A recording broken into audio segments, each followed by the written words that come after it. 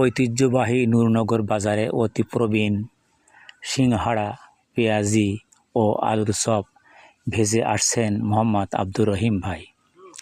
তিনি দীর্ঘ একটানা 50 বছর এই ভাজা কাজে নিয়োজিত আছেন।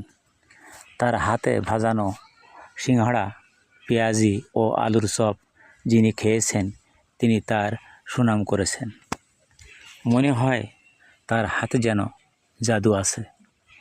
তাই এখনও যারা তার হাতের ভাজা না খেয়ে থাকেন তাহলে আর দেরি না করে আজই চলে আসুন মোহাম্মদ আব্দুর রহিম ভাইয়ের ভাজার দোকানে।